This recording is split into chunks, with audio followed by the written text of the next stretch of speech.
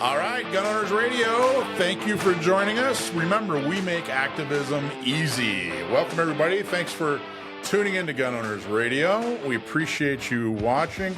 Please let all your friends know. Let them know that you watch Gun Owners Radio. Don't keep us a secret. And check out our website. Go to gunownersradio.com. Sign up for our letter, our email, and that'll keep you informed. Let you know exactly what's going on in the Second Amendment world, especially in Southern California. Gun Owners Radio broadcast from Discount Gun Mart down on Morena, that is. Check them out. They're also in Santee, just real close to Gillespie Field, just off the 67. But check them out, discountgunmart.com for more info. They so generously let us broadcast from their beautiful facility. Got a great show for you today. We're going to talk to a wonderful guest, the mayor of El Cajon. He's coming up. We're going to introduce him.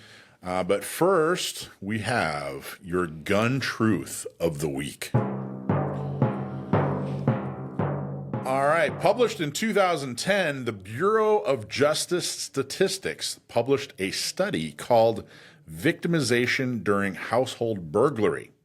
It stated that in the U.S., victims at home are, victims are home 27.6% of the time when a burglar attempts to break in and rob them. In other developed countries, that statistic is much, much higher. And the conclusion is that because robbers in the U.S. are deterred by the possibility that the home they are breaking into has an armed owner inside, our country's our country's Second Amendment is a deterrent for people to break into your home, where other countries that don't have a Second Amendment have a much higher instance of people breaking into their home while they're at home. That is your gun truth of the week. Okay, Q&A. You have Q's, I have A's. If you write in, whether you do it on Instagram or Facebook or email or whatever, if you write in and ask me a question, I'm going to do my best to answer it, and we'll get it on the air to you. This week's first question is, I have a friend who had a GVRO filed against them. Can you help? GVRO is a Gun Violence Restraining Order. This is a protective order. They're not calling them all protective orders, whether it's a restraining order, a gun violence restraining order, all kinds of domestic violence restraining order. They're calling them protective orders. Gun violence restraining order, we're completely against. There is such a low bar in order to get this gun violence restraining order against somebody. I mean, we've seen them used predatorily. We've seen them used, against a roommate who owes somebody money or something like that. There's such a low bar to get a gun violence restraining order filed, and they're certainly not using them like they were pitched. The state of California said, hey, if there's some kind of red flag going up and there's no other way for us to take firearms from somebody who's clearly going to be a danger, then we need these gun violence restraining orders. But what's happened is that they've made these gun violence restraining orders so easy to get, they're passing them out like candy. Basically, anytime there's a gun involved or a gun owner involved in anything, they slap them with a gun violence restraining order. So can you help is the question. In a way we can. First off, we know all the attorneys in town who specialize in gun violence restraining orders. You definitely don't want an attorney who has no experience in gun violence restraining orders to do the defense of your gun violence restraining order. It's kind of like asking a podiatrist to work on, do your brain surgery. I mean, you want to have the attorney who has the most experience with gun violence restraining orders. But the other thing is we want to make sure that we are aware of all of them that are happening. We've run across so many horrible GVRO situations. We're trying to get rid of them. We're looking for ways to, our plaintiffs rather, to see if we can find, a lawsuit in order to permanently get rid of gun violence restraining orders in the state of California, if not the entire nation. So can we help? Yeah, we can help in a way. We can definitely get you in touch with the right person, but also you can help us by making sure that you tell us. So if you have been involved with a gun violence restraining order, you know somebody who's been involved with a gun violence, if you anywhere near a gun violence restraining order, please let us know. We want to know all about it. Okay, next question is, I know the laws have changed around where you can and cannot carry with a CCW. How can I find out where I can and cannot carry with a CCW in San Diego? Good question. If you go to sdcgo.org/ccw, that is our CCW resource page, and you'll find all kinds of different cool tools and information on our CCW resource page, but you'll find a carry guide where you can and can't carry. Now, it's not completely and totally comprehensive, but it's very thorough and it's San Diego specific. So if you're not sure, if you're going somewhere and you're just not sure, can I carry there? Can I not carry there? SB2 and all the other different changes, go to sdcgo.org/ccw and check out our carry guide. And that should be able to help you out. So those are all your Q's and A's. Okay, let's go into our legislative segment. This segment is our legal and legislative segment where we tell you what you need to know from the courts and from the legislators, everything that happened this week. But remember, I'm not a lawyer. I'm not giving you legal advice, and all legal advice should come from a properly licensed California attorney. Our sponsor of this segment is John Dillon, who is an attorney. John has been helping more and more people fight GVROs. Those are gun violence restraining orders. If you know anybody that's had their self-defense rights taken away without due process, give John a call. His website is DillonLawGP.com. DillonLawGP.com. His phone number is 760-642-7150. Trump is halting all firearms lawsuits. Is this a victory or is this a defeat? Some are really excited about the idea of Trump's administration reviewing all these gun lawsuits. Some say any gun law is an infringement on the Second Amendment. Everybody's really curious as to what this means. We want to win the lawsuits, right? So does this get us closer to that? Well, let's talk about it. So Trump's executive order, which we talked about last week, asked the Attorney General, Pam Bondi, to review everything in their world, the world of the Attorney General, that is firearm related. Basically, Trump wanted to undo all the anti-gun crap and that especially had been implemented during the Biden administration and see what they could do in the executive branch to protect and strengthen and preserve your Second Amendment rights. So what happened? So many, I don't know if all, and I'm not sure how many, but many courts have already received a letter from Trump's Attorney General's office. The letters are referencing ongoing lawsuits that involve gun issues or Second Amendment issues, and the Attorney General is asking the judge to pause the case. They're asking basically to hold the case in, the term is in abeyance. And the letters reference Trump's Second Amendment executive orders, and it's asking for time to review. Basically, the Attorney General's office under Trump is saying, hey, we want to go back, take a look at these cases and make sure that that our strategy or our values and our opinions and everything are reflective of these cases. There are a lot of cases by, groups like Firearms Policy Coalition and others. They're suing the federal government. Well, now the federal government's changed. So the federal government wants to make sure that they truly want to continue with these cases in the way that they have been handled over the last 4 years. So basically, they're trying to figure out what they want to do now. The lawsuits happened in many cases under an anti-gun administration, specifically the Biden administration. So they want time to figure out if they want to move forward or not. So what's next? Well, what's next? It depends. One of the cases is about an ATF rule, for example. The ATF is under the executive branch. So they can just throw the rule out and thus making the case moot. So they wouldn't have to continue the case. But don't we want to win these cases? If they change the rule and we don't win the case, is that good or bad? Well, some say it's good. Some say it's not so good. If it is a law that the executive branch cannot change, it's probably better to get a ruling against it. So even though the pro-Second Amendment group is now suing the Trump administration, the federal government, which is, the Trump administration, it's still better to get a win in some of these cases. But the problem is, the Supreme Court only takes a certain amount of cases every year. So it's not guaranteed that every single case is going to make its way to the Supreme Court. So is it best to drop the case and win that way, or is it best to get a ruling from the Supreme Court? And I'm not so sure. We kind of have this really great era in the Supreme Court now, this Second Amendment era where they're taking cases and it really looks like we're making progress, which is wonderful and fantastic, but it's always a crapshoot. even going in front of a pro-Second Amendment Supreme Court, it's always a crapshoot going to court, and I'm not sure how long the Second Amendment era will last. So we'll have to wait and see. Are suppressors going to be legal in California? Well, they are a safety measure that saves hearing health. And all of us know some old hunter who has a hearing aid, and he has that hearing aid because he wasn't able to wear or have a suppressor on his gun, and now he's unfortunately lost most or all of his hearing. So why can't we prevent this from happening? We get mufflers for cars. Why not the same thing for guns? Clearly, this is not fair. But is a suppressor a gun? Let's talk about it. So the issue is Sanchez versus Bonta. It's a pretty interesting lawsuit. A guy named Gary Sanchez decided he wanted to bring a federal case against California for restricting his right to own a suppressor.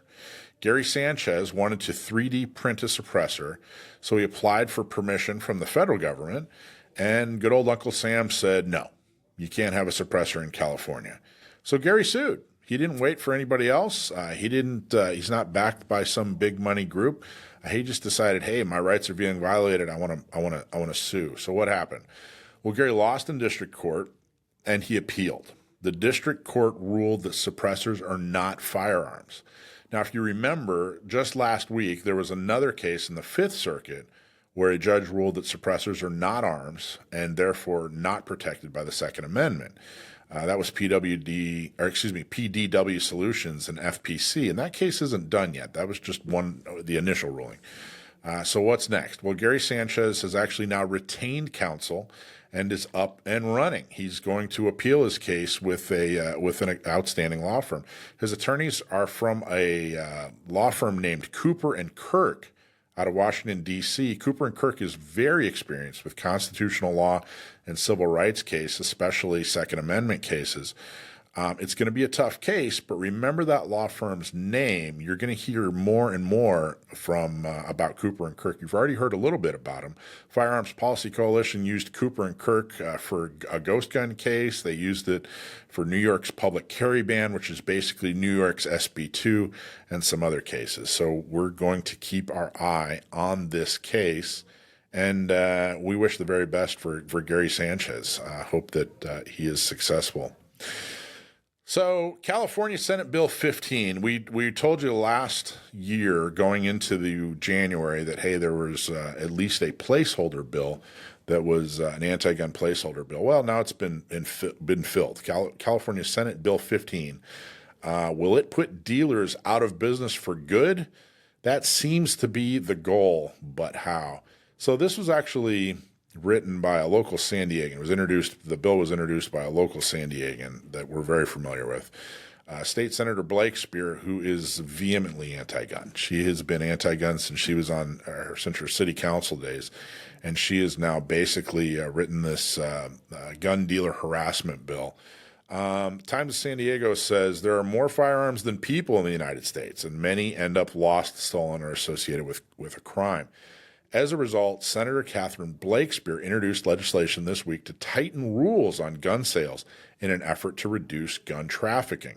Senate Bill 15 requires sellers to keep more detailed records of guns for safer and greater inspection of gun dealers, providing high numbers of firearms for criminal activity.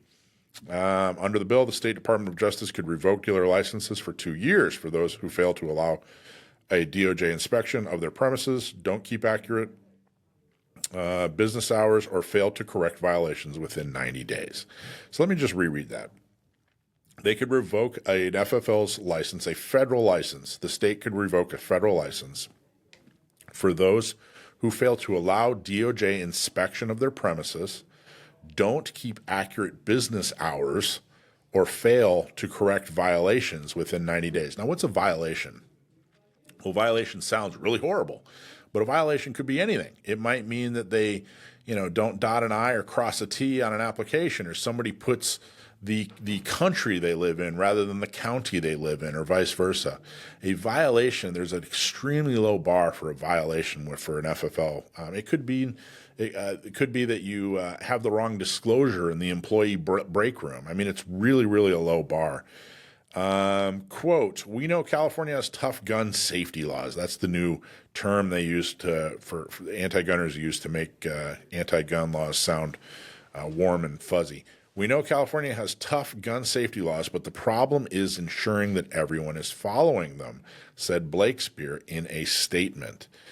Basically, what this amounts to is if a FFL, if a gun dealer is, makes a minor mistake, then they want to ensure that they can completely ruin the person's ability to make a living in any way and anyhow.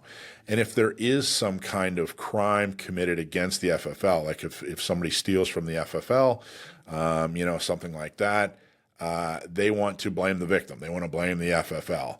Now, federally firearm licensed dealers, it is the most regulated industry in, next to, nuclear power in the United States. I mean, they get inspected locally, state, and federal. They get inspected extremely thoroughly. I mean, it's really pretty crazy. We've read a lot of different instances where, one or two things happen and boom, an FFL is shut down quick. So really all this is, it's a way for them to punish dealers because they don't like guns. They want to make sure they can get FFLs closed down even easier than they already can. And it's a way for them to tell their anti-gun constituents that they're doing something. I don't, we never really know what the actual text of the bill is going to be until they pass it, they change it, all different ways for the next 5, 6, 7, 8 months. I can pretty much assure you that this is not going to end up being a good bill. They're not going to improve this thing. If anything, they'll make it worse. So that's SB 15. That's Senator Blakespear from good old San Diego. Thanks a lot, Blakespear, for all your anti-gun, anti-constitutional efforts. So, and that's it. That's all you need to know. That's our legal and legislative segment. So thank you so much, and we'll update you on everything legislative and legal next week as well. Okay. Bill Wells is the current mayor of El Cajon. Bill is a mental health professional with a doctorate of clinical psychology and is a registered nurse. He was a planning commissioner for El Cajon and was elected to serve on the El Cajon City Council in 2008 and also began serving as mayor of El Cajon in 2013. We're going to talk to him, but first, Cargo Cases and Rugged Gear Outfitters in El Cajon. Their website is cargostores.com, 423 Broadway in El Cajon. If you need to protect your gear while you're on the go, look no further. Cargo has the perfect case for you. So if you need to protect it and you want to customize it, Cargo is the place to go. Use code GOR for 10% off their website or mention Gun Owners Radio or SDCGO when you go into their store. Great products, great prices, and uncommonly good service. Cases and Rugged Gear Outfitters in El Cajon. Bill, how are you? I'm great. Thanks for having me. You bet, man. I'm so glad you. I'm glad to see you. I know you just went through. You had a really busy year over the last 12 months. You've done a ton. I have. And it looks like you are none the worse for the wear, my friend. You stand up for things when they need to be, a champion to stand up for them, and you win more often than you don't. And it's a real pleasure to have you. Wow, what a great introduction! Thank you. I really appreciate that. Yeah. So you and I was thinking about it. Do you remember when you and I met? Yeah, I think it was 2010. Yeah, you were running for Congress. Yeah. And I was a lowly volunteer for in the trenches, and you got the NRA endorsement, and I was so impressed. I tell this all the time, but it's worth repeating. They had everybody that was running. I think it was for Congress, right? Was it Congress or Assembly? In 2010, it was Assembly. It was Assembly. My apologies. Yeah. So they had all the Assembly candidates write their Second Amendment stance. I think they went down the list. Taxes, whatever. But the only one I paid attention to was the Second Amendment. So sure. So they had all the candidates write their view on the Second Amendment, and there were a lot of platitudes, but yours was perfect when it comes to the Second Amendment. Then you actually went into how, hey, this is also a property issue. A firearm is someone's personal property. So not only are you in violation of the Second Amendment, but you're also violating what this country was built on, which is the ability to own private property. That blew me away. That was an understanding of the issue that first I hadn't really considered in the past, but showed me that it was something that, it was very principled and very well thought. Well, yeah, I appreciate that. I mean, I think it's if you read the Constitution and you read it with intention, what were the founding fathers trying to say? Where were they trying to go? And it's pretty clear that personal freedoms and property rights and free speech and freedom of religion were the highest levels of the things that they were concerned about losing. And so whenever I see people assault any of those things, I'm going to stand up against it because I'm really a believer in the Constitution. I'm a believer in America, like everybody, but that can kind of get lost in, like you said, platitudes and kind of a rah-rah patriotism.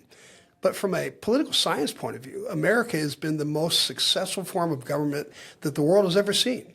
And I feel blessed to have been born into that, to have reaped the benefits of that. And I don't want people to take it away. And God knows there are a lot of people who want to take it away from us.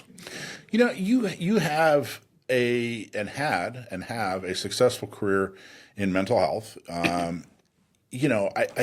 think that's a really good job. That's something that most people strive for, and you've made a fantastic career in politics. First off, why would you do that? Why would you do that to yourself? It seems like a really rough road to follow. What keeps you motivated? Well, first off, I never really intended to go into politics. It wasn't on my list of things I wanted to do. It was really my wife who encouraged me, because poor Betty, I tell her all my thoughts all the time. I'll say, oh, this is what's going on, and this is why this is wrong. And she said, you should go into politics. I said, oh, no, that's ridiculous. They're much smarter people than me that are in politics. But I was found out that's not true. Okay. You know how I found out that wasn't true? I was working for a hospital. I was in the administration part of working for the hospital, and the state owed them a lot of money, and they wanted me to go to the state, to the Congress, or to the assembly members and the state senators and try to get our money back. And they were too cheap to hire somebody. So they said, we're just going to send you to Sacramento. You can do it. And I thought, oh my gosh. So I'm flying up to Sacramento, and I'm got a list of state senators I'm going to be meeting with and assembly people. And I was nervous. I thought, these are going to be the smartest people I've ever met, and they're going to like run all over me. And then I met these people, and I thought, oh, they're not exactly the sharpest people. Some of them were. Some are, yeah. But most of the people I met were fairly mediocre, and some people I met, you wondered how they got their shoes on that day. And when I would talk to my wife about that, she said, you should run. And so I eventually offered myself up just to help in any way I could, and ended up on the planning commission, and that just kind of set off a chain of events that got me into politics. But it wasn't my intention. And, I thank God for that, because I see so many people that from the time they were 13 or 14 years old, watching The West Wing at home, they said, this is what I'm going to do. I'm going to be president someday, and I'm going to go step by step by step. What happens is you get so focused on that, and you don't want to lose it. You don't want to lose any of your forward momentum, that you become paralyzed, and you can't make a decision because you're always worried about the next election. I always figured, hey, I'll ride this out, for a year or two until the people send me home, and then I'll be done. And a year or two turned into 20 years, but I still have the same feeling. It's like I own a healthcare company. I don't need to be a politician, so as long as I can do good, I'll do it, and I'm not going to change the way I think or vote or behave based upon the next election, which has given me an advantage, I think. And El Cajon, just so people who maybe aren't familiar with El Cajon, San Diego is such a big city. It's such a big part of the county of San Diego that I don't think people realized. What's the population of El Cajon? 110. 110,000 people, which is that's like the size of like Green Bay, Wisconsin. You know what I mean? That's a big city. In California, it's small, but most anywhere else in the country, it'd be one of the bigger cities. And you guys have your own police department, fire department, enormous budget, big concerns. Plus, we're right here on the border. And you know, El Cajon is a big town, big city, and it's on the border, but then it's also kind of right where rural meets urban. It definitely has got a different feel than most of the coastal cities in San Diego County. Yeah. So I think it feels more like middle America, to be honest. I think you're right in a lot of ways, but you have some big city problems. Yes. It definitely has some a lot of charm, and it's a beautiful little town, but it's big enough and it's close enough to the border and it's close enough to a big population that you have some big city problems. And I know you just had a huge issue when it comes to illegal immigration, and I believe that it was tied to the Trump administration and what's going on with the Trump administration. But correct me if I'm wrong. No, that's true. But let's talk about what just happened, because this was big. Everybody was talking about it. There were multiple meetings, people showing up. So walk us through the timeline. Well, of course, I've been an outspoken critic of the Biden administration's policy on immigration. You know, since El Cajon was one of the 3 drop-off places, it meant a lot to me. It meant a lot to the citizens. And as an American, I was horribly offended that we were just having an open border. What is a drop-off station? So when we were getting 1,000 or so people crossing the border every day, they would split them up between these 3 stations, one in San Ysidro, one in Oceanside, and one in El Cajon, and they would drop people off there, and those people would disperse then throughout the country. Oh my gosh. So or they wouldn't. Or they'd stay right here. Well, you know, to be completely honest, these NGOs, which I am not fans of, they had so much money. They did a good job of flying these people to the other cities throughout the country. So we didn't have a huge problem with people congregating. Mm-hmm. But, you know, we have these people coming over there in our town for a period of time. We have no idea who they are. Nobody does. You know, probably 90% of them were nice folks that just wanted to have a better life. But if 10% were terrorists or gang members or murderers or just criminals, that's a lot of people coming into our town that could do harm to our citizens that they don't need to be there. So I've been fighting against that for the last 4 years. But over Christmas time, I met with Tom Homan. Mm-hmm. And, you know, we talked. The border czar. Yeah, the border czar for under Trump. And, you know, he was, I wanted to see if he was serious, because you see him on TV, he's a tough guy. And let me tell you, this guy, I got a good story for you about Tom. He's exactly who he says he is. And we met in Phoenix at this restaurant, and he's just like this tough street cop guy. And, you know, people are coming up and he's talking to them, and I said, "Don't you have any security?" He said, he pulled his coat up, showed me his 45. He said, "Yeah, same security I've had for 45 years." So that was before. I'm sure he has security now that he's actually been confirmed. But you know, he wanted to know if we would be willing to stand up and support the federal government in their quest to deport people, and not fall under the auspices of SB 54, which is a law passed in 2017, which says that any municipality in California cannot cooperate with the federal government when it comes to immigration. So we're not allowed to tell ICE or Border Patrol that we have a dangerous criminal who's an illegal alien in our possession. We're not allowed to answer their questions if they call us. And I said, yeah, I want to do that, but you know, I need some help from the federal government, because Attorney General Bonta has made clear that he's going to try to punish me if I do that. And what we finally decided to do was we decided to pass a resolution that said our intention was to cooperate with the federal government. And it's kind of a half measure, because we need the federal government to step in and give us the ability to be protected, to be indemnified. But I still wanted to point out to every city in California, and frankly America, there are people in California that are conservative. There are people in California that have common sense ideals. And I wanted to say that 57% of the people in El Cajon voted for President Trump, knowing exactly what his immigration stance was going to be. So I wanted to make that clear, and got a lot more pushback on that than I expected. Wow. Okay, so let's talk about, there were a couple words that you used. One was cooperate, one was support. And those can be very vague.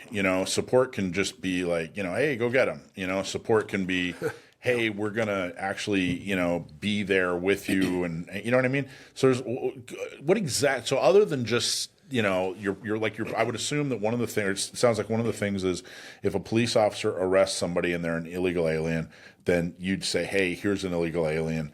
But what else does it mean to cooperate and support? Well, I think the first thing I wanted to signal to the federal government was, you guys are in charge. Because of the Supremacy Clause of the United States Constitution, I believe that state law is superseded by federal law. And so when you're a city like El Cajon, and you've got the giant government of California saying, if you cooperate with the feds, we'll punish you. And you've got this massive government like the federal government of the United States of America saying, if you don't cooperate with us, we're going to punish you. Yeah. That puts us in a really strange situation. Right. So what I wanted to do was say, federal government, it's our intention to support you. You give us the backing, you give us the way to do it, and we're on your side. And we're going to do whatever you ask us to do. And I wanted to do that because I wanted to signal to President Trump that California is not a lost cause. And I know that Huntington Beach has done basically the same thing, and I think other cities in California are going to follow suit. And I think it's important that we signal to the federal government that we want to be cooperative. But what does that mean exactly? I don't know yet. Yeah, because okay. it really depends on what Pam Bondi does, the new Attorney General. It depends on whether California buckles. I think what I told Holman was that if you really want to make California sit up and take notice, you take away their money. You say, we're not going to give you any housing money, any health and human services money, any welfare money, any Medi-Cal money until you cooperate with federal law. And I think that's reasonable. Why would you support a government that's in rebellion against you? Yeah, it really is such an odd issue.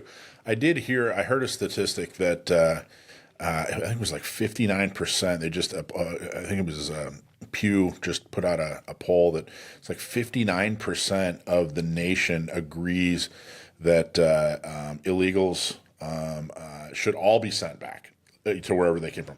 59%. And there was the same survey found that even higher percentage agree that criminals, if you're a criminal, if you're an illegal alien and you've committed a crime while you're in this country, that you should be sent back. But 59% say yes. That's an amazing number. That's enormous. Considering how many Democrats there are in the nation. I mean, obviously, a lot of Democrats are saying, I've had enough. They probably want to stay true to democratic principles, but they don't want to go off the cliff and make their country uninhabitable. So you passed this resolution. A resolution, for those who don't know, is just basically it's an official action by the city council that says, hey, this is what we believe, or this is where the direction we want to go. It's usually a page or two long, and it basically states this is our opinion, or this is our plan, It said two basic things. One, that we are not a sanctuary city and we do not want to be a sanctuary city. Mm-hmm. And two, that we believe the federal government has the authority to set the law in this case, immigration, and that it's our intention to follow the rule of law. So what was the pushback? And by the way, it took a couple different meetings. This didn't pass first time around, right? No, the first time I brought it, I thought it was easy. I thought it was really, frankly, a non-issue. I had no idea. But what happened is these non-governmental organizations that make, by the way, billions of dollars off of the immigration process, they brought in paid activists, about 80 of them, who all spoke and called us Nazis and fascists and racists. And I think 3 of our city council members kind of buckled under that pressure. 2 were definitely against it. They definitely bought into the we're racist and fascist type thing.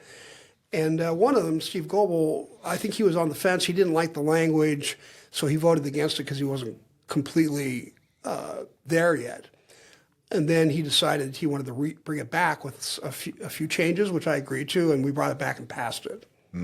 But 3-2. And your city council, it's not all 5 of you, I believe, are Republican. Yeah. And all 5 pretty sure, I'm just thinking through the names. I think San Diego County gun owners endorsed all 5.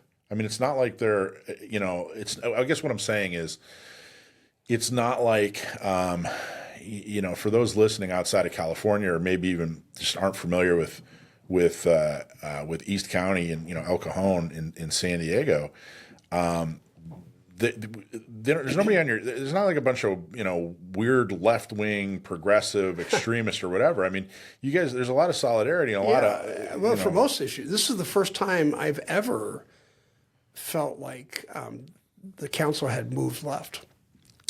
And it sounds like the sentiment or what was happening around them was sounds like they were more concerned about the optics and the message than they were the actual nuts and bolts of it. I don't know. Maybe I'm speaking out of school here. But well, I can't speak for them about the optics. If I look at what they said, was they agreed with the protesters that this would make people feel unsafe and cause division in the community. And they didn't think, I think they would have been a lot happier had I just never brought it up and they didn't have to weigh in. But I refuse to let it go. Yeah, it really does sound like it was just the waves, the waves that it produced was the concern. But I don't understand. And that's why I wanted to ask about we talked a little bit about the, what exactly does it mean? What does it mean to support? It's not like El Cajon PD is going to be going house to house or something crazy like that. I think it's important to mention that, because one of the things that really frustrated me was the disingenuousness of the arguments, in that their whole the opposition's whole argument was, you're going to go into churches and schools and people's breakfast table and where people were working at their office and drag people off and throw them on a plane to Nicaragua. And first off, our police officers are never going to get involved in that. We're not going to be involved in immigration policy. We're not setting immigration policy. All we're saying is that when we arrest somebody who's committed a crime and we know that, say, they're a Venezuelan gang member, rather than book them in the county jail, knowing they're going to get out in 3 hours, wouldn't it make more sense to call ICE and say, hey, I've got a Venezuelan gang member here who has stolen a car, and we can hold them in our holding cell if you can be down here in a couple hours, and you can do what you want with them. Now, I think that's reasonable. I think that's good for the community. But people refuse to argue it on those merits. They argued on this fantasy that we were going to somehow enlist the El Cajon police officer to become some kind of immigration task force, which we don't have the money or time or manpower to do that. Or I don't even think they're the interest in doing that. I'm just... but when we got a dangerous person, doesn't it make more sense to do everything you can to get him off the street as opposed to getting him, processing him and having him right back in your street? Yeah, I don't really get I feel like I'm pretty good at looking at both sides of issues and kind of, understanding like, oh, okay, this is what this person's concerned about and this is what this other person is concerned about. I'm having a hard time seeing the disadvantage to my community in taking someone who is here illegally, who has committed a crime, and sending them back to where they came from.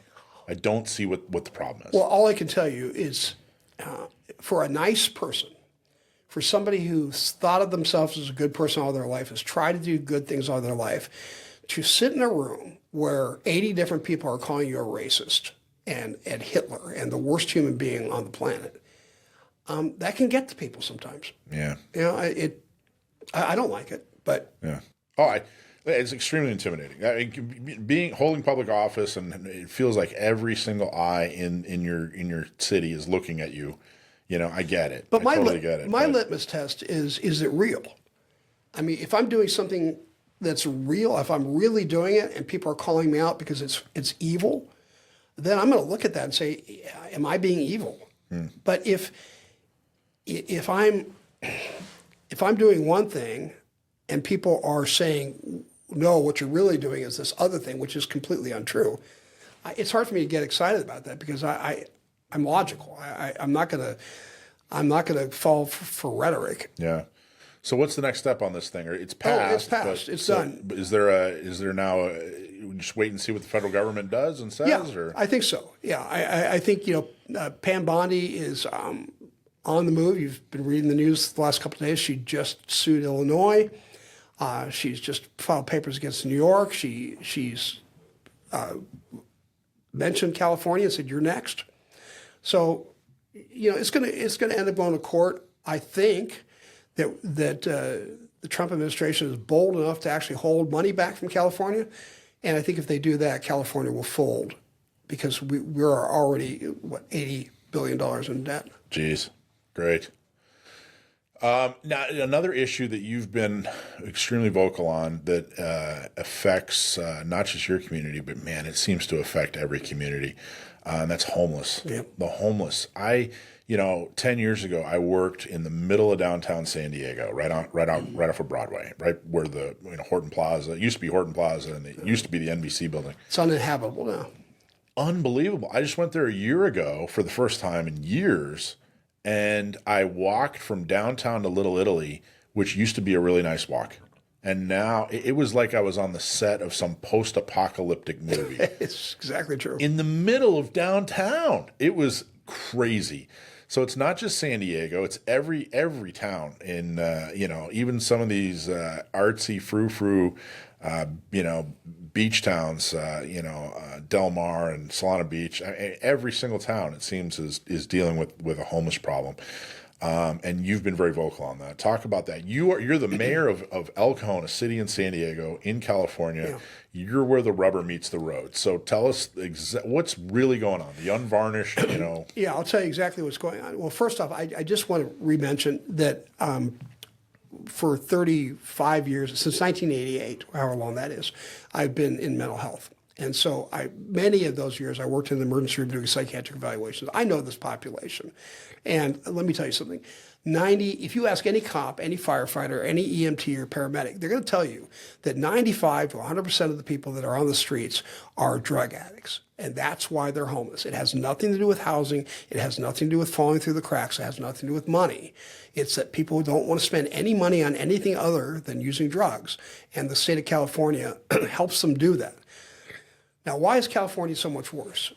California is worse because the state of California has decided, for whatever reason, we could debate that all night long, they've decided that homelessness is a viable option. It's something we should promote. So California has 180,000 people on the streets that are homeless. There's no other states that are even close. Texas is the next closest one with 25,000. New York is the next closest one with 25,000. Wow. Places like Nevada, like 13,000. Hawaii, 7,000. So you can't even tell me it's about the weather. It's because California has given more benefits, more money. They've said, we're not going to arrest you for stealing. We're not going to arrest you for assault. We're not going to arrest you for doing drugs or selling drugs. Or you can live however you want. Now, what does California get out of that? That's debatable. I personally think that they want to tear down society and rebuild it as a communist utopia. But that's another. But I'm against it. Homelessness is not. I want to make this really clear, at least in my opinion. Homelessness is not an affliction that came on us like a disease. Homelessness is something that we invited. And we ask people all over the country to set up shop and be homeless here. And California does everything they can to protect that. All the tools that municipalities usually have for arresting people for vagrancy, for assault, for stealing, for using drugs openly, all these things have been taken away from us. And we get sued constantly by the state of California for not providing more rights for the homeless people. So this is something that I think, and frankly, I think the main reason is there's so much money in it. Yeah. $25 billion was spent in the last 5 years on this, Jeez. And we have nothing to show for it. But the NGOs, who are friends of the Democrat leaders of the state, are getting very, very wealthy, and they're passing that money back to Democrat politicians. Jeez. So what works? I think it's pretty clear how the negative impact on El Cajon. But what works? What needs to happen? What could happen? And how could we be better? I mean, in El Cajon, it's really complicated because we get zero money for homelessness. So every dollar we spend well over $1 million a year, has to come out of the general fund. That's just taxpayer money that we could be spending on parks or firefighters or El Cajon spends $1 million a year on homeless. oh yeah, On just homeless issues. Wow. we last year we took away 100 tons of debris from the sewer system from homeless people. Jeez. 3 out of every 5 of our calls for the police are homeless related calls. Jeez. It's overwhelming our city. But so can we play a hypothetical game? Sure. Yeah. Let's say that I was made king, king of California, and I could do whatever I want. Right. I could solve homelessness, and that's not hyperbole. Homelessness is not that hard to solve, but it takes 3 major steps. 1, we have to have the political will to say it's not about money or housing; it's about drug addiction. Number 2, we have to change the laws and allow the municipalities to arrest people for committing crimes. We also have to change the laws, what we call the LPS laws. That's the Latterman-Petrus short laws, which allow us to take people off the street against their will if they're a danger to themselves, others, or grave disability. We're not allowed to take people off the streets for being zombied on drugs in the middle of the street, or perpetually living under a bridge, or living in a box. We need to change those laws. What does it take currently? What does it take to get somebody off the streets? You have to. If let's just say like a typical drug addict, homeless, wandering around, panhandling, whatever. What does it actually take? To get I actually have a license to write one of those holds, and so I've written thousands of them. You can put somebody in a hold for being a danger to themselves, meaning they're actively suicidal, a danger to others, meaning they're actively homicidal, or gravely disabled, which means you're so psychotic that you can't access food, clothing, or shelter even if it's provided for you. So if police rolls up on somebody, they're naked, they're screaming at a lamppost, they're hitting the metal with their fists, they're just out of their mind crazy, and the cop says, "Hey, if I gave you a place to sleep, or if I gave you food, would you eat it?" And he said, "Sure. There's nothing we could do." You can't take somebody off the street for that, even if they're the craziest person you've ever seen. And the same with the hospitals. Hospitals aren't allowed to write holds unless they're so psychotic that if you said, "Eat this sandwich," they would say, "No, that sandwich is radioactive," and throws it away. Then you could put them on a hold. But other than that, you can't. So we need to toughen up those laws and say when you've been arrested 7 or 8 times for sleeping under the bridge, and you're out in the elements, and you're doing so much meth and fentanyl that you're being taken to the hospital for overdoses over again.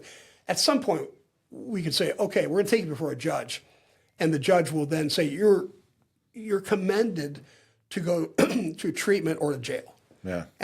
Unless we have the political will to do that, we're not going to solve this problem. And then just the last one. Yeah. This is the hard one.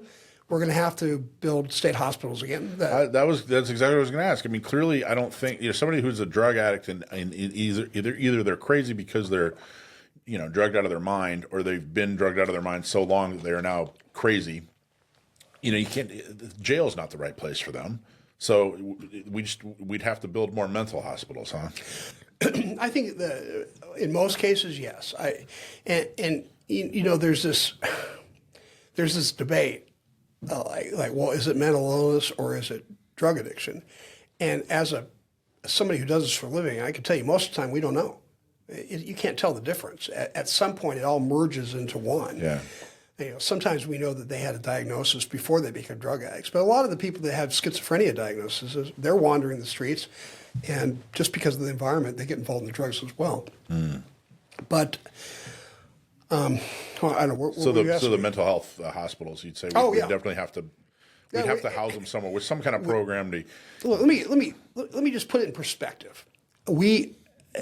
Any society, anywhere on the earth, statistically, 1% of that society will have schizophrenia. And that means hearing voices, seeing things so psychotic that you can't work or get married or drive a car. You're so disabled.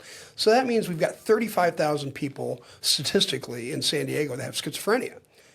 We have 100 beds in the county to treat this.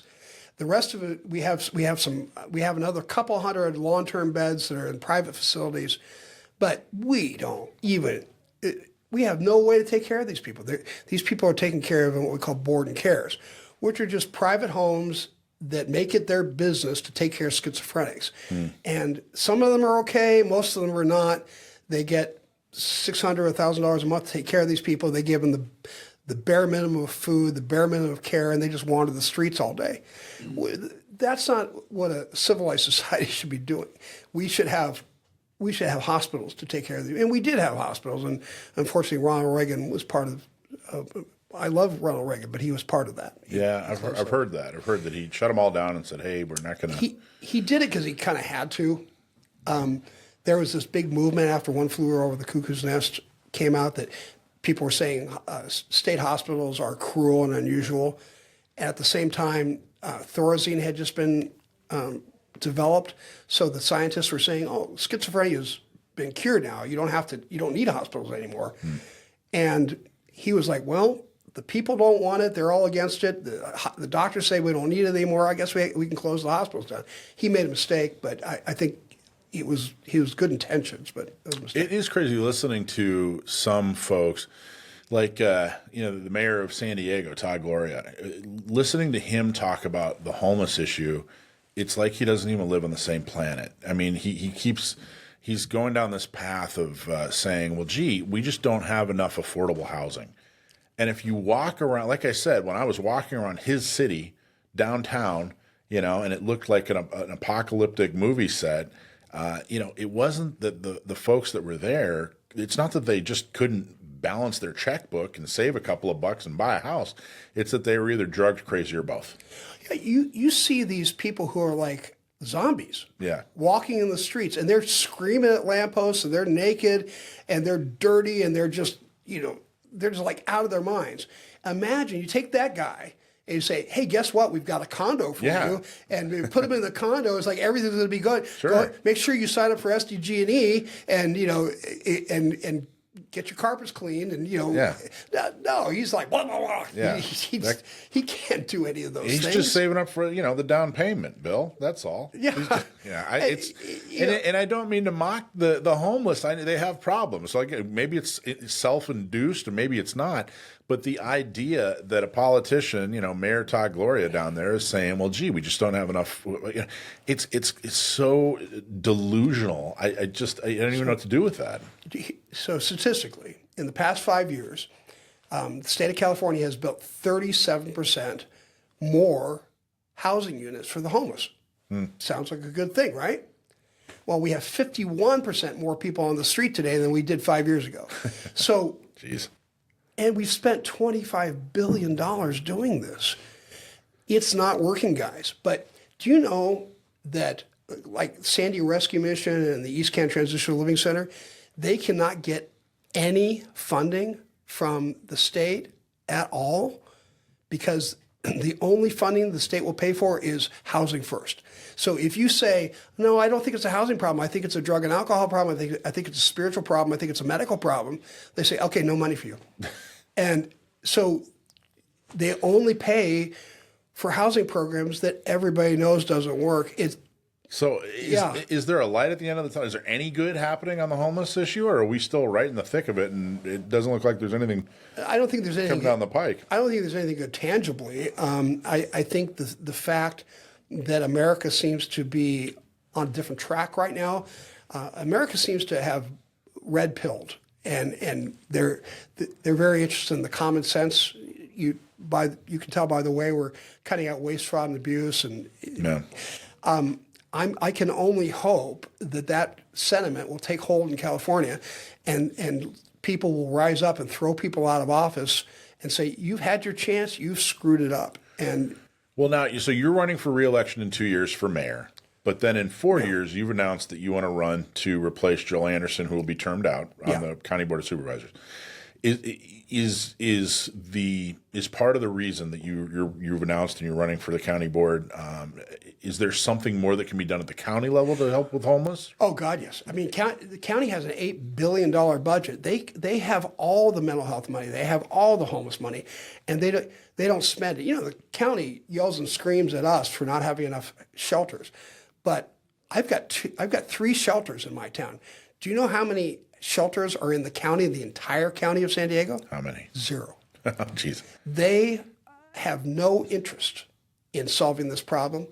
Somebody needs to go who knows what they're doing with mental health and health and human services and has the ability to balance a budget. You know, my city has a balanced budget. We have a $100 million reserve. Wow. I know how to do this. Yeah. But more importantly, we've never had anybody who's really understands the mental health system and the psychiatry aspect of it. You know, I understand the medicine of this, so I think I could do a lot of good At the county level. Yeah, and it sounds like with that level of budget, it sounds like that you could actually have an impact. Like you could improve the quality of life, for the homeless and the drug addicts, as well as the residents of El Cajon and people in San Diego County. Well, yeah, that's just one issue. I mean, you know, this whole housing issue is, I don't know if people really understand it, but the county of San Diego has basically put a moratorium on building anything past, say, like El Cajon. Anything in the backcountry, anything in Ramona or all the places where everybody cries about not having enough housing. But the developers would love to build housing out in the backcountry, but they're not allowed to because the county puts these VMT taxes on it. It makes it impossible to build. They can't pencil out the projects because they're so wrapped up in this climate hysteria. And so there are so many quality of life issues that the county affects. And I don't think most people understand it. Frankly, I didn't understand it until I got into politics. I had no idea what the county did. But they are the most powerful organization, much more powerful to you than your Congress people are. When people really realize that, I think I knew that. And I got to tell you, up until 2020, being a county board, being a supervisor on the county board was like the best job in the world. No one cared what they were doing. You know, they could do whatever they wanted. They were well funded. But I think when people really truly realized that and started paying attention to the county board was 2020 when COVID hit. Yeah. Which was crazy. And they had a huge part to play in that. And you were the mayor of El Cajon during all that. Right. And, I did exactly the opposite of what Nathan and the county did. I said, we're not going to enforce any COVID regulations. We're not going to fire anybody for not taking the jab. We're not going to go and bother people for not wearing a mask. And it was interesting, I took a lot of heat for that at the time, but obviously history has shown that I was in the right. Yeah, well, and I think you had the background to back up what you were saying. It didn't seem like people were, why are we listening to Nathan Fletcher? Yeah, I mean, we go back to the whole COVID life, but I could read a study. Even though, because people can say, well, virology is not your expertise. I say, yeah, but I know enough to be able to read a study. There's all kinds of studies that none of this makes any sense. Even Fauci himself was saying that masks didn't do anything. Yeah. And we can go back to do the whole COVID thing. But yeah, Well, let me ask this. So at the time, you had been the mayor for about 6 years. Yeah. I think you were going into your 7th year. Yeah. And I think the reaction to COVID was the biggest thing to happen in the United States, I think, since World War II. I think it was bigger than 9/11. I think it was bigger than Vietnam. Oh, absolutely. I think it's the most significant thing that's ever happened to America. It was in a lot of ways crazy. So here you are, 6 years into being the mayor of El Cajon, 110,000 people, multi-million-dollar budget, police force, the whole thing. I mean, what was that like? What was it? What were the that had to been at times terrifying. It had to have been confusing and scary. I mean, what was it like being the mayor? Yeah, because you go in to be a mayor of a moderately small town, You know, and you think, okay, well, this is going to be a lot of going to ribbon cutting ceremonies and, you know, giving awards out and proclamations out. Kissing babies. And you think judging pie eating contests. Yeah, right. And my job is not going to affect, you know, life or death decisions, but, you know, it did.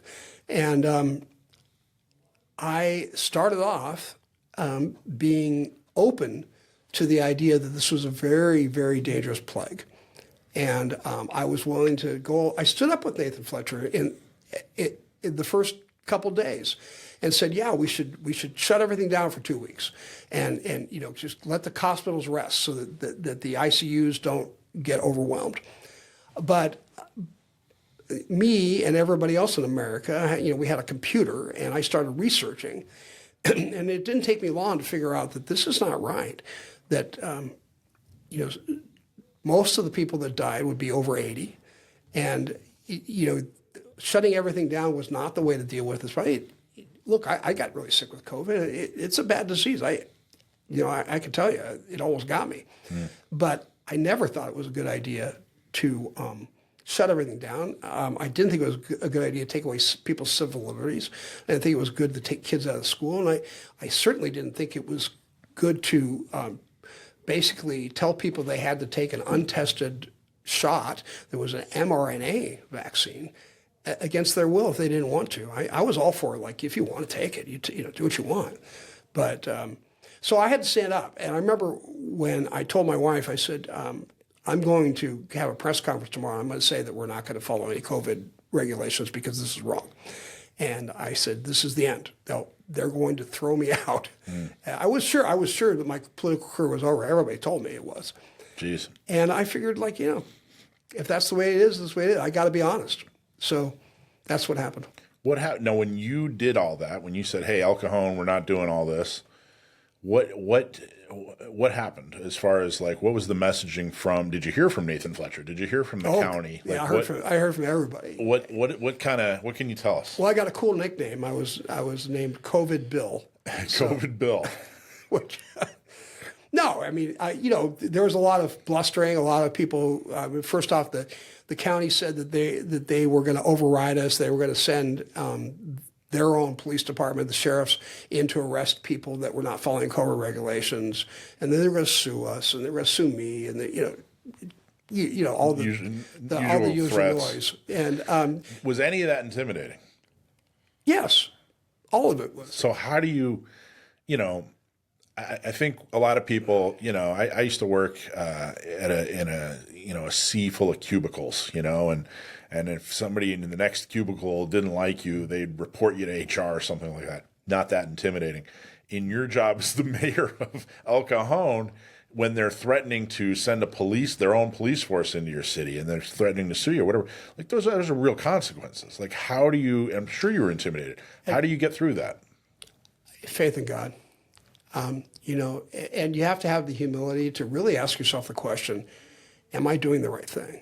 And you know, getting in prayer and studying the issue and really coming to grips with what the right thing to do was. And then realizing that you have a unique position to protect the people of your community and that they put you in there for a reason. They trust your judgment. And so you've got to follow your judgment, but you've got to put away all thoughts of what this is going to do to you personally. And I'm not saying that wasn't easy, but it was. It doesn't sound like it was easy at all. Yeah. No. I sometimes have PTSD from that period of time. I don't think you're joking. No. I don't think you're joking. I think it was pretty crazy. I remember going outside of my lane. You know, I like to, I talk to just about every elected official in San Diego County, and I make sure to stay in my Second Amendment lane. And some of the things I saw going on during COVID, I went way outside of my lane because it was so bad. It was such a bad situation. And when people hear that, I mean, it was obviously a bad disease and people died, and that's horrible, and people suffered, and there are still people who have, symptoms that never went away. Long COVID, yeah. But when I say it was so bad, I definitely mean that part. But I mean the reaction, the way people behaved, the way people abused power was so bad. There was a book that I read that really guided me through that process. It was written by a psychologist. It's called The Psychology of Totalitarianism. Oh, wow. And by a guy named Matthias Desmond.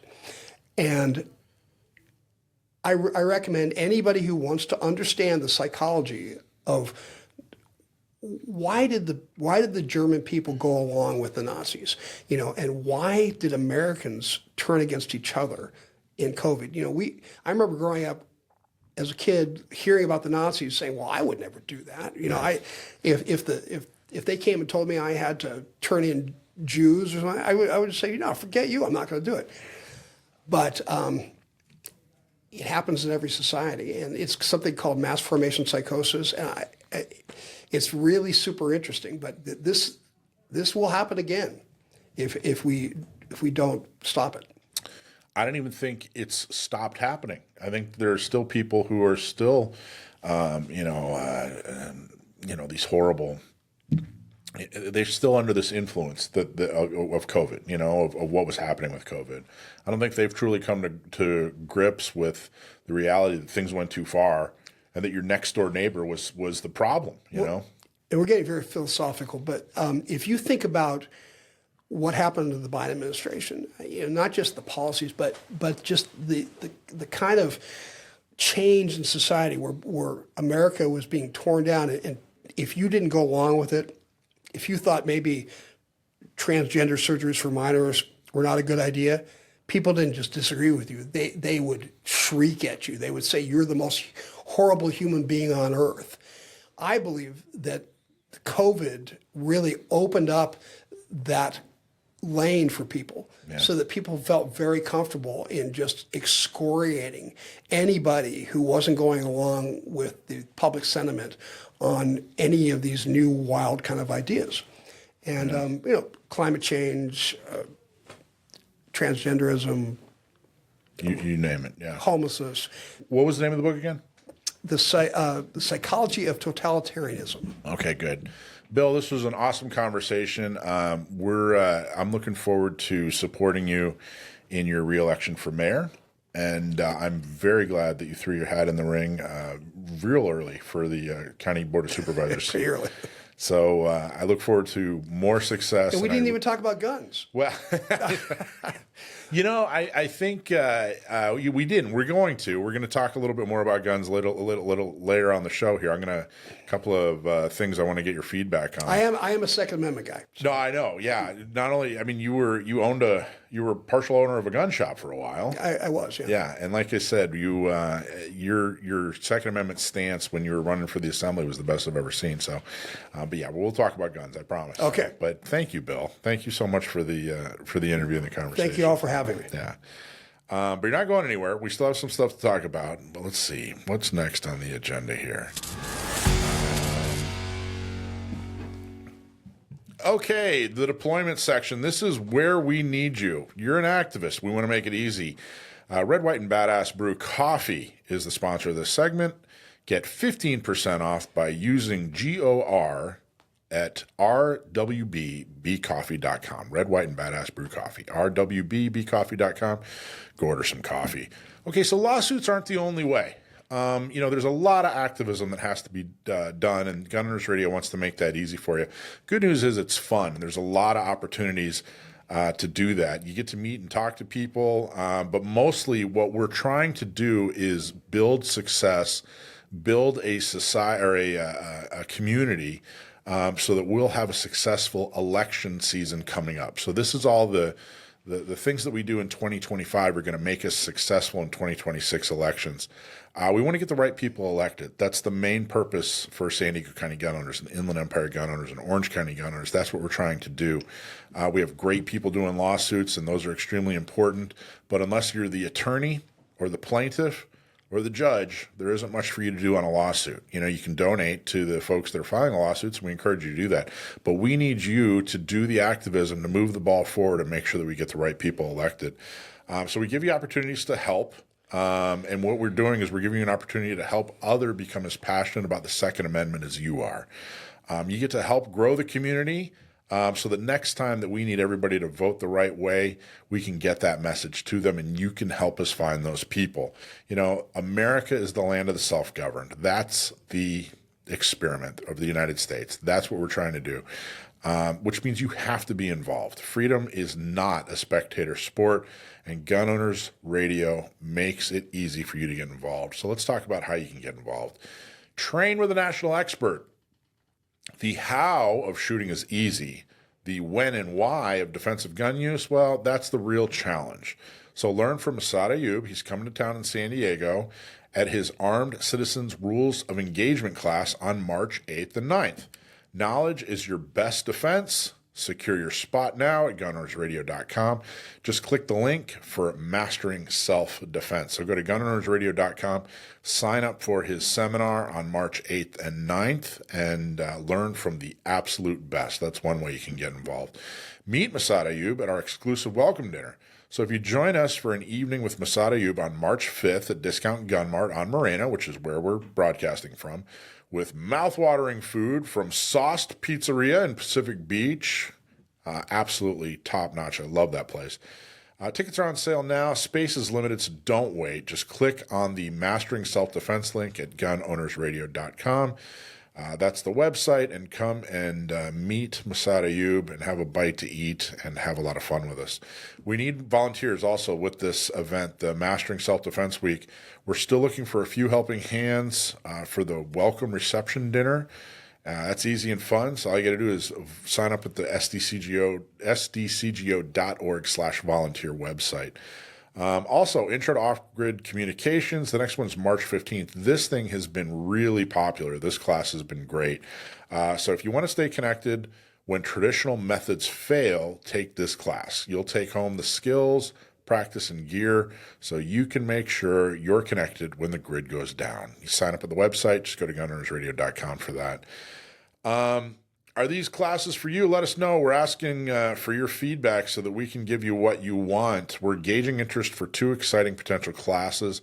Tactical First Aid for Gun Owners. That's the first class, where you'll learn first aid skills every gun owner should have. So if you're interested, let us know. And then First Shot, a beginner's guide to guns and safety. That's the first steps that can be, it's about the first steps that can be overwhelming and intimidating when you're a gun owner. This is the perfect class for the absolute beginners navigating their first steps into gun ownership. If you'd be interested in that class, either for yourself or a friend, let us know. Specifically, go to sdcgo.org/volunteer. We need folks for our tabletops and our shooting socials. Teach someone to shoot at our shooting socials on March 8th and March 16th. We're having a shooting social. And then we need folks at our gun shop tabletops. Turkey Tune-Up Tabletop, that's on the 22nd. Also on the 22nd is a North County Shooting Center tabletop. So go to those as soon as you can and help us volunteer. We'll teach you how to volunteer. It's super easy. You'll never be alone.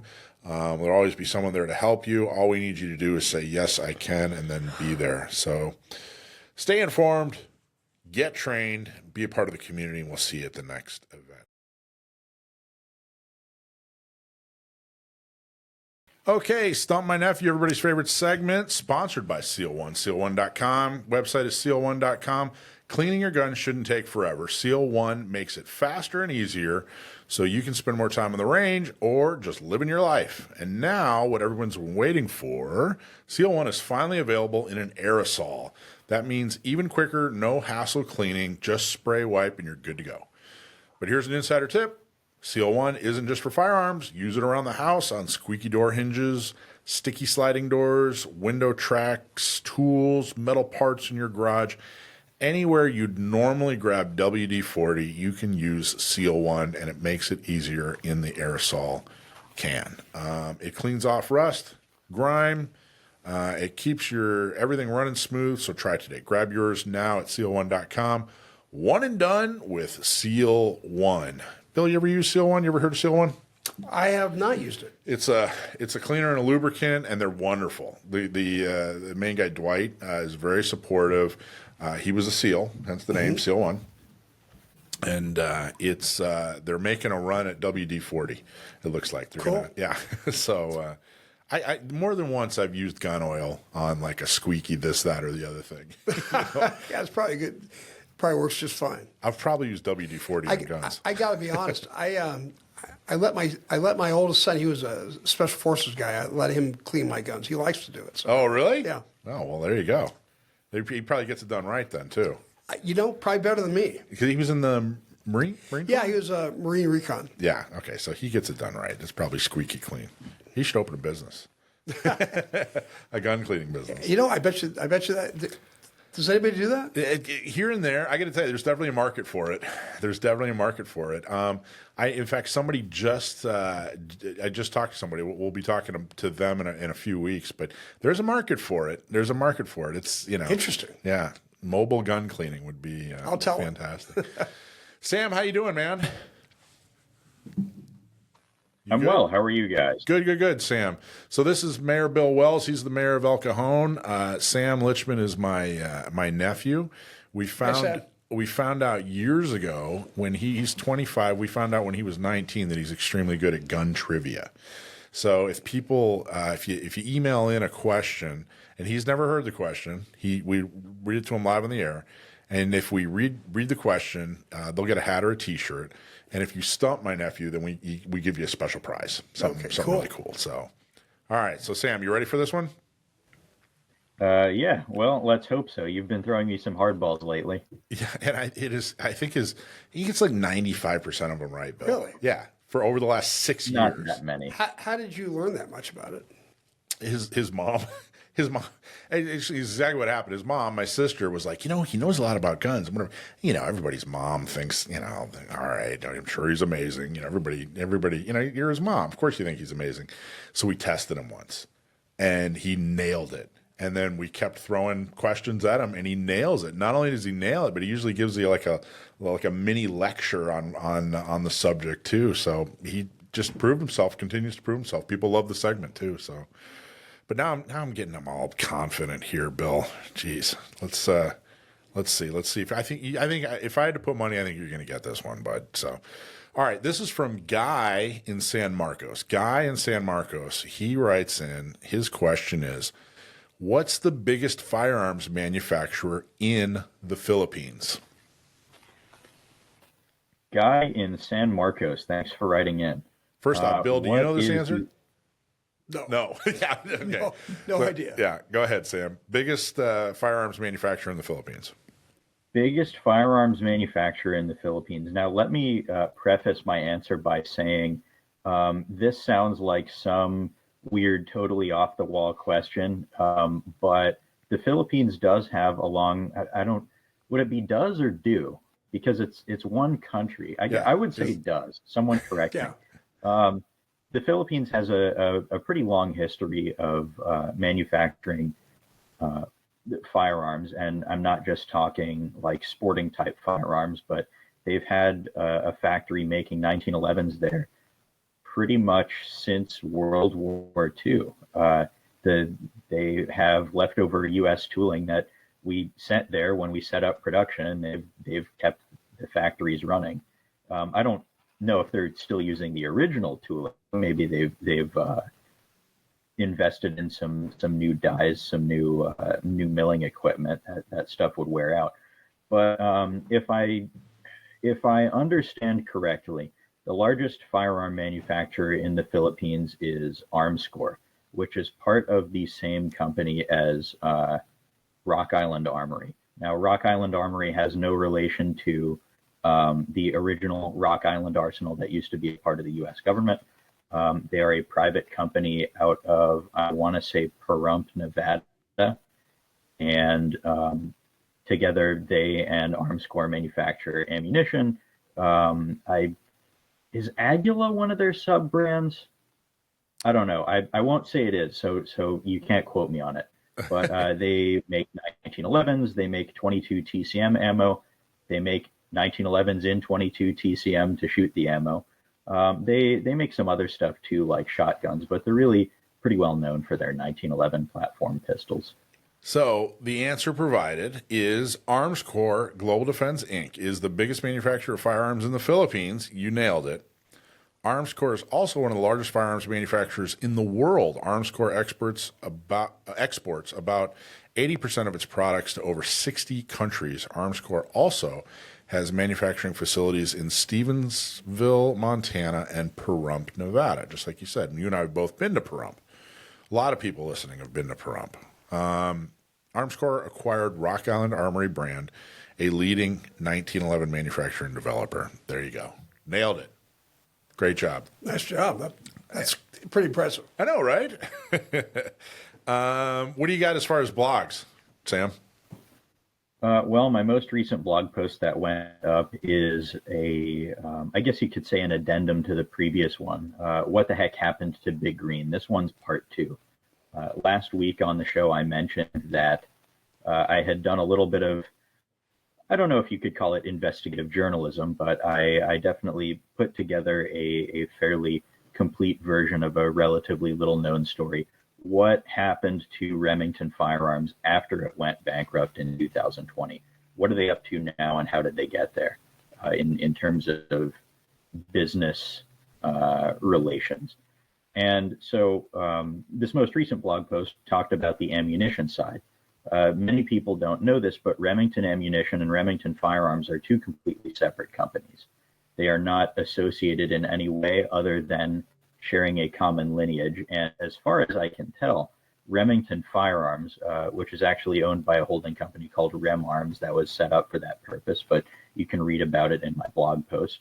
They license out the Remington name and logo from the Remington Ammunition part of the company, which in turn is owned by another series of holding companies. But again, if you want to read about it, read the blog post. That's what that's there for. All right, great. When does that go up? Monday? That should be.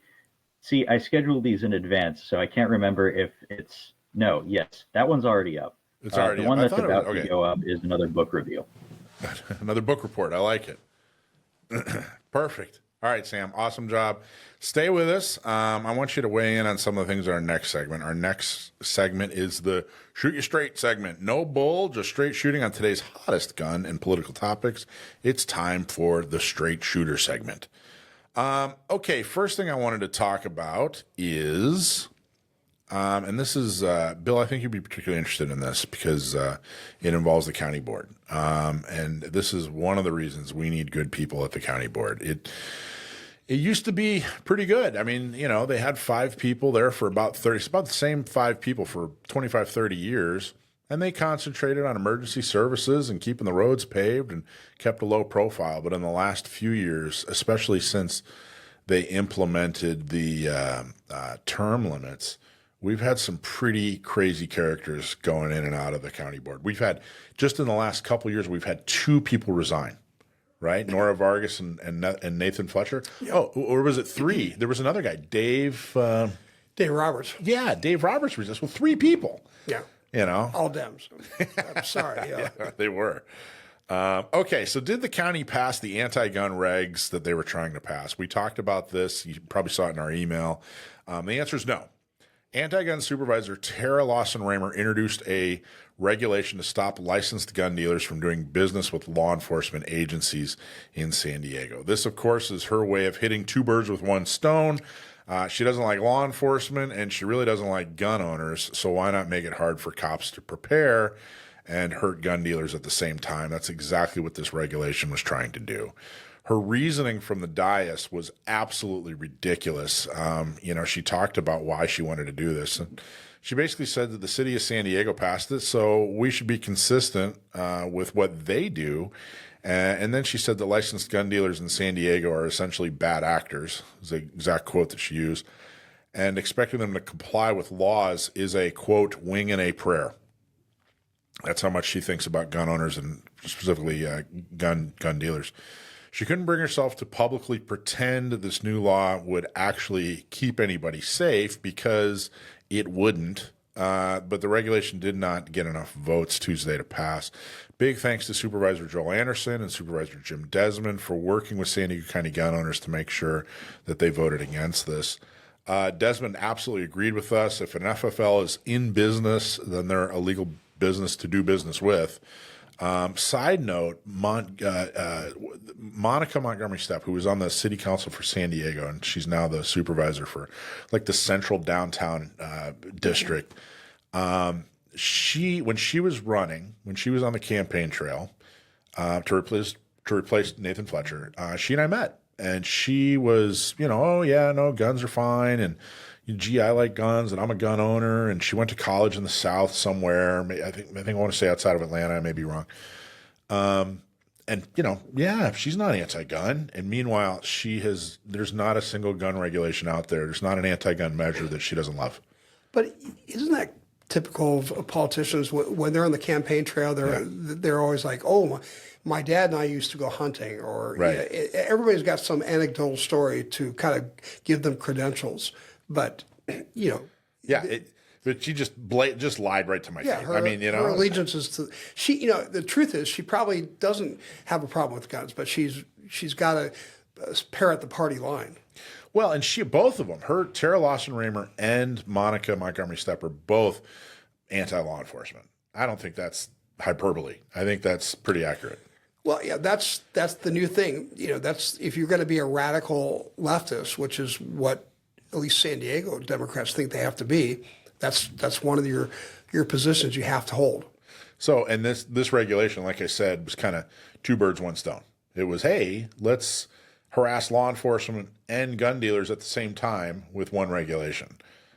It didn't pass. It was 2-2, so it didn't have a majority, so it didn't pass, which is great. And I'm so glad that Joel and Jim, worked with us and listened to us and said, yeah, this is totally against our principles and what we're trying to accomplish.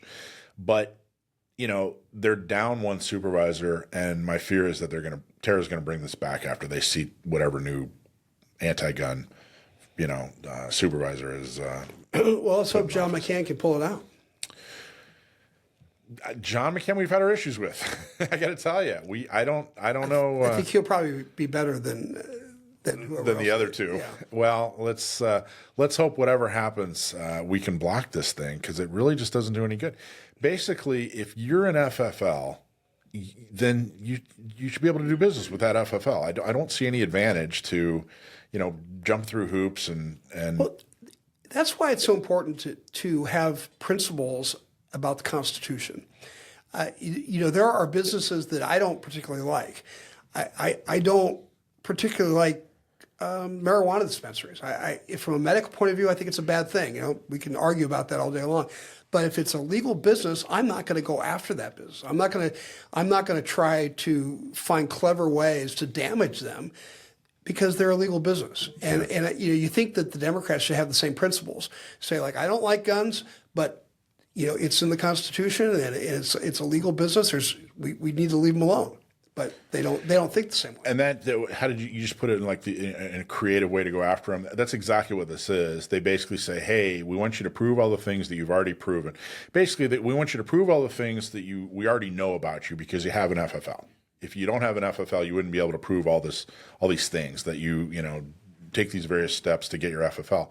But the real issue is they want them to report how many violations they've had. And then they'd be disqualified. Well, there really isn't a gun shop in existence that is violation free. And a violation is such a low. There's so much paperwork. Yeah. And the paperwork's all by hand. Right. And it's fraught with errors. And these are not errors that are consequential. These are not errors that are nefarious. But like you said, a perfect example is like, what county do you live in? You say, I live in the county of USA. Yeah, right. That's obviously not trying to get away with anything. It's just somebody who misunderstood the question. So that would be a violation, and that would basically disqualify a gun shop from being able to. So if a customer puts their county rather than their country, or the country rather than county, I can't remember quite which, and the shop doesn't catch it, through the thousands of guns that they sell, and it's caught and it's a violation, then that shop can't sell firearms to law enforcement agencies. But I would guess that the the industries that the left likes, like the marijuana industry, they're given lots of leeway to make mistakes and have problems and not be shut down. That is, you know what, Bill, this isn't part of this, but I now that you bring it up, I think it would be an interesting topic real quick, because I've complained about it in the past. Marijuana is still, I know they just rescheduled it, but it's still federally illegal. Yeah. But it's legal on a state level.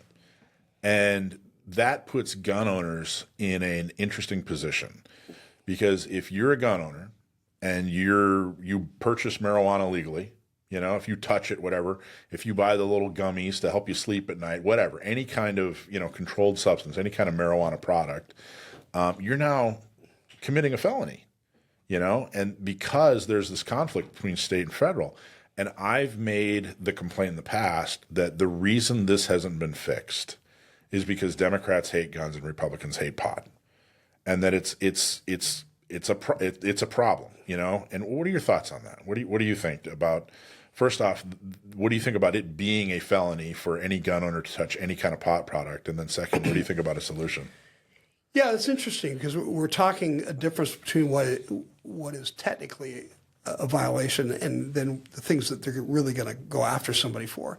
But the problem with that is that in the society that we have now, where we use lawfare to get rid of people who we don't like, I mean, if they could have gotten Donald Trump on a felony for using a marijuana gummy and owning a gun at the same time, they would have done it. Sure. You know, so yeah, I really think we have to go back to a rule of law society. And if the United States government, if the Congress thinks that the people of the United States want the ability to use marijuana, which it seems like that's the case, then they're going to have to make a decision to vote that in. But I think we're setting up a lot of problems by having these differences between state law and federal law. And basically what you're saying is, I will ignore the laws I don't like, and I will enforce the laws I do like. And in case of Tara Loss or Reamer, I will enhance the laws that help me, right? Because I don't like the people that it affects. Yeah, which, you know, having these laws on the books that are just kind of there, because you're right, it's not being enforced. I don't know if anybody out there is, you know, they're not going to gun owners.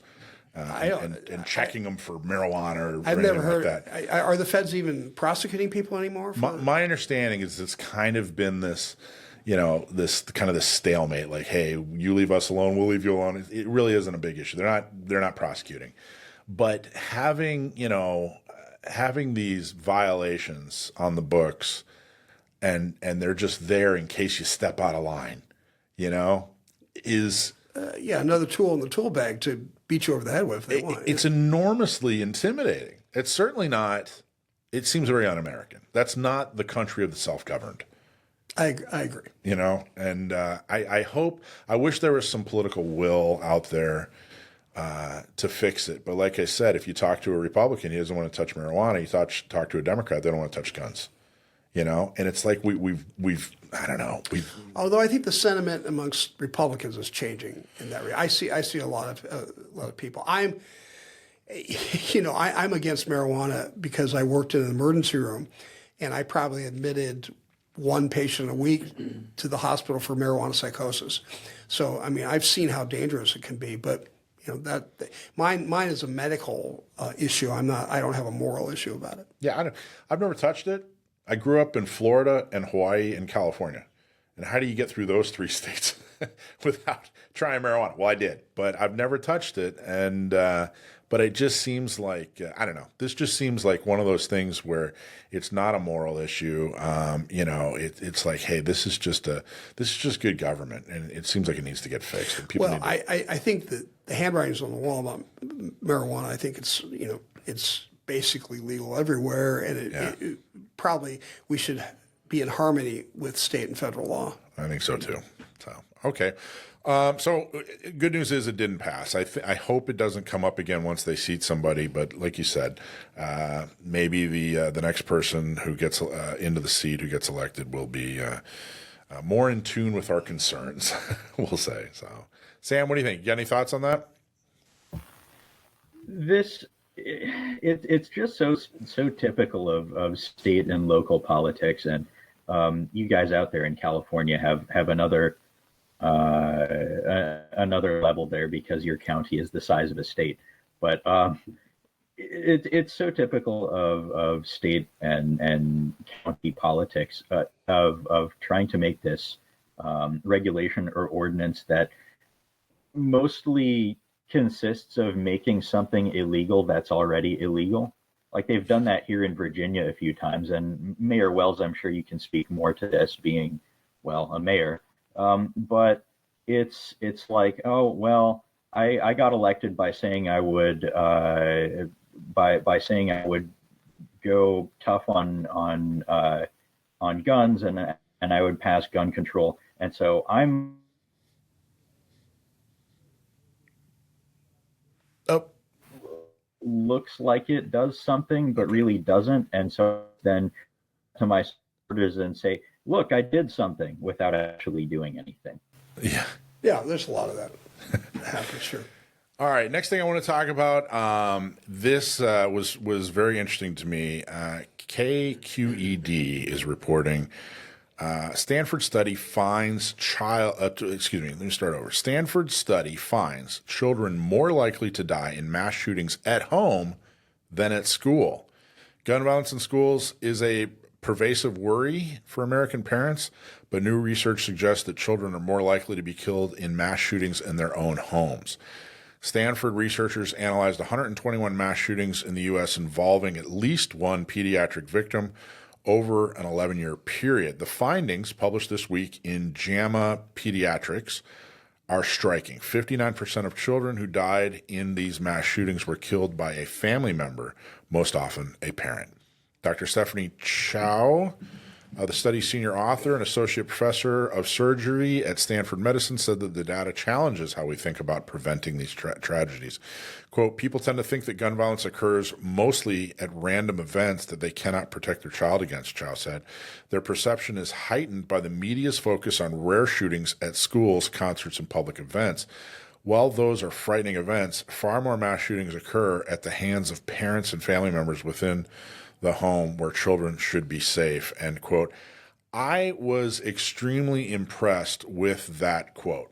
I don't know who Dr. Stephanie Chow is, but for someone in the medical field in California at Stanford doing a study like this, for her to say that the perception is heightened by the media's focus on rare shootings at schools, concerts, and public events, I think that's amazing. I think good for her for bucking the temptation to go full-on propaganda.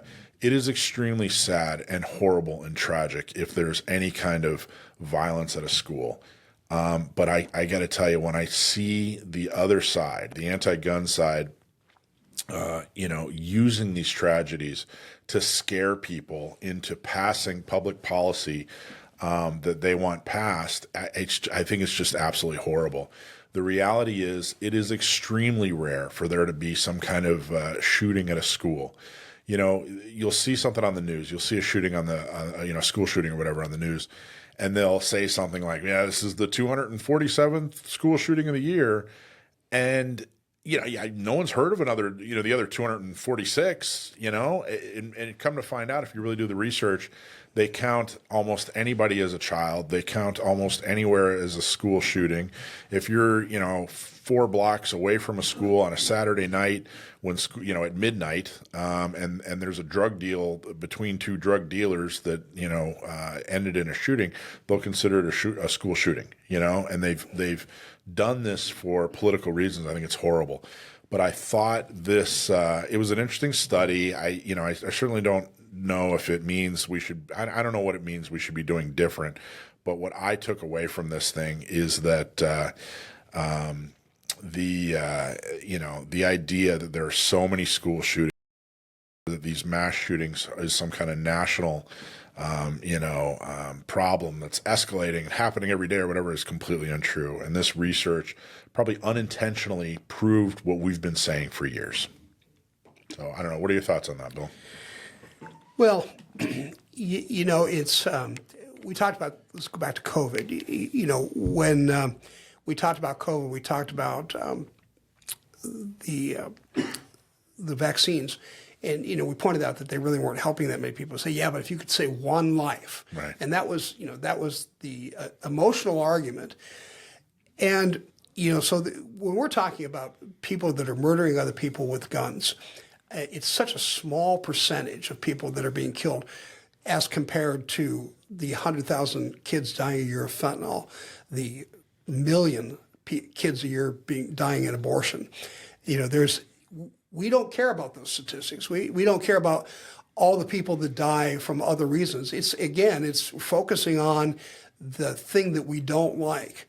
You know, so if I were to say to you that 1 in 4 people that use marijuana will become psychotic within a year, we're going to just that's not an issue we care about. But if you're talking about people dying in a school shooting, even if it's, you know, what I think it's like 100 or 200 a year, which, look, it's a big deal. I mean, I think that's terrible.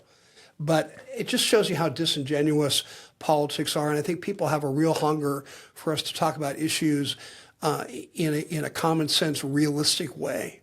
And so I'm all for research that puts it in proper perspective. And that's something we try to do. I really, it just absolutely drives me nuts when I see people, you know, other organizations, especially the anti-gun organizations, when they just absolutely distort the truth and they leverage, you know, tragedy. I saw that we're going to talk about it next week. I probably shouldn't bring it up, but there was a senator. We'll talk about it next week. But there was a senator who said that she was talking to the Brady organization about all the veteran suicides. And veteran suicides is a horrible tragedy. I mean, it's something that should be paid attention to. So she's going to work on a high-capacity magazine ban. Yeah. Now, what is that? So she's leveraging this horrible, tragic thing. I'll tell you a real story. I mean, it's a sad story, but my dad died when I was 8, and he shot himself.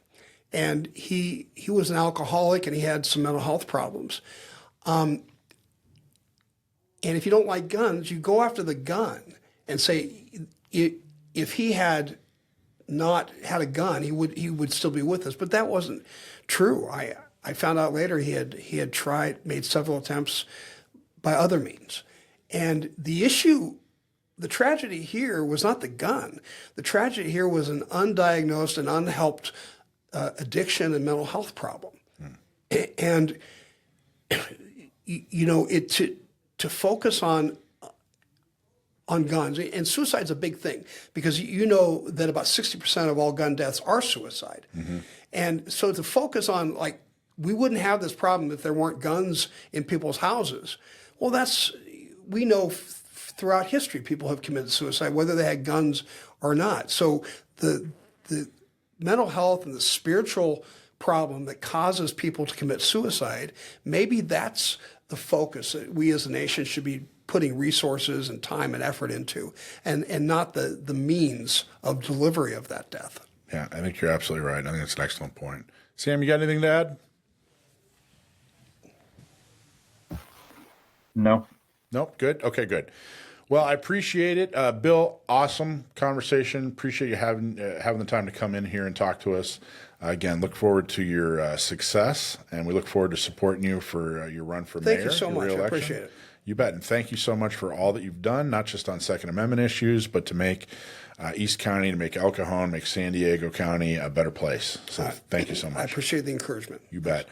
All right, everybody. Thank you so much for tuning in. Thank you, Sam. Thank you, Rich. We'll be back next week. Don't forget to volunteer. Check out sdcgo.org/volunteer, and we will see you at the range. Gun Owners Radio. Very entertaining show. Cool. Hey, everybody. Thanks for watching. I'm Michael from Gun Owners Radio. If you liked what you saw, please don't forget to like, subscribe, share, and make a comment. Help us out. Go to gunownersradio.com. Thanks for watching.